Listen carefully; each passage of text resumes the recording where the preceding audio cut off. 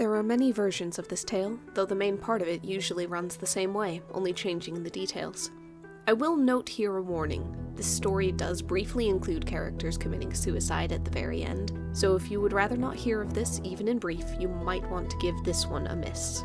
It goes that there was once a young man. Some tales tell of a youngest son, some of a soldier deserting a war, some of a soldier who served faithfully and was discharged.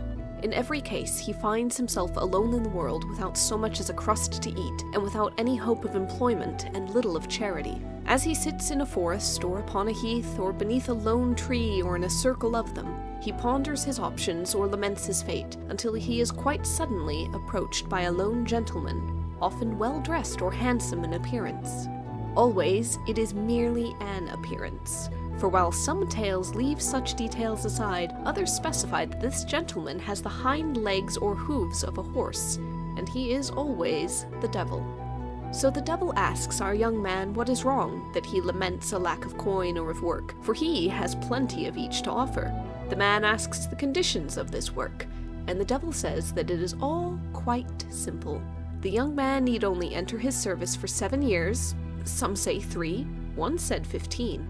And in that service he must never bathe, or comb his hair, or shave, or trim his nails, or pray. These conditions are nearly always the same. Some tales add that he must wear the skin of a bear at all times, others that he must never change his clothes from whatever he currently wears.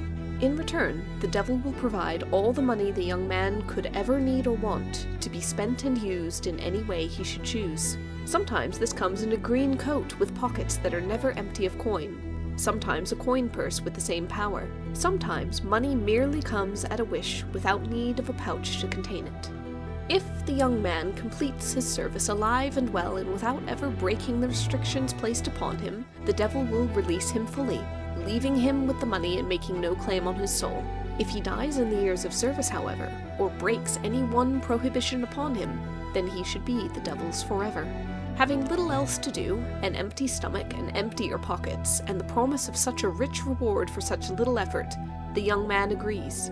He takes his coat, or purse, or bearskin cloak, or else nothing at all, and goes on his way, traveling as he wishes and finding all his needs met, though he grows dirtier, wilder, and more tangled with every day that passes, such that even in the tales where he wears no bearskin, he is oft likened to a wild bear in appearance before too long, and is sometimes even named Bearskin within the narrative.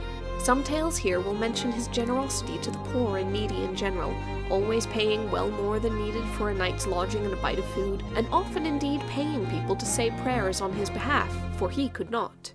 In this way he manages for several years, for even a dirty, wild, and smelly tenant will be tolerated if his pockets jingle merrily enough. At a point, he typically comes to an inn and stays for a time, and there he meets an older man, crying and in dire need. Even with a now frightening appearance, he approaches kindly enough that the old man shares his troubles. He has lost all the money in his life, either to debt or to misfortune, and he and his daughters are sure now to be evicted from their home if not worse.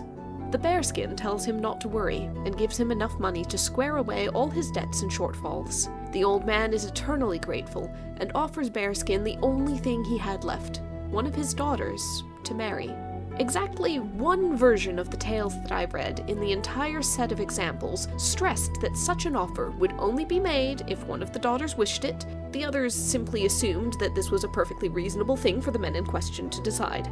So the bearskin is presented to the older man's daughters. The oldest 2 of them refuse him on sight because he's dirty, matted, and ragged. The youngest, however, agrees. Some stories say that this agreement is because she is good and obedient to her father, or at least respectful of her part in repaying the social debt incurred by the charity given to him. Others allow her the dignity of seeing that, whatever this man's outward appearance may be, he is kind and generous and likely a good person, and therefore potentially worth marrying. Either way, an engagement agreement is reached, and Bearskin asks only one thing: to continue to travel for a certain period of time, always exactly the time that is left to fulfill his service. Some stories say that he must travel for years more, others mere months or weeks. Usually his terms to his intended are thus: if he returns in the allotted time, they will wed. If he does not, she should assume he has died and is therefore free of their agreement. Finally, to ensure that they recognize each other, Bearskin takes a ring from his finger and breaks it in half, giving her one side and keeping the other himself. Some tales say that he further inscribes his name and hers on each side. Others leave such a detail out. Proof of identity sorted, he then leaves to continue his wanderings, and the girl's sisters tease her mercilessly for accepting such a terrible fate as to marry a wild, dirty bear man. In time, the bearskin service reaches its end without further incident. He cleans himself up, puts on finer clothes, and even sometimes gets a coach and horses, and returns to his betrothed's house. He is unrecognized there, for without the wild hair, beard, claw-like fingers, dirt, and sometimes bearskin cloak, he appears very handsome, such that when the two older sisters discover they have a gentleman caller, they fall over themselves trying to attract his attention.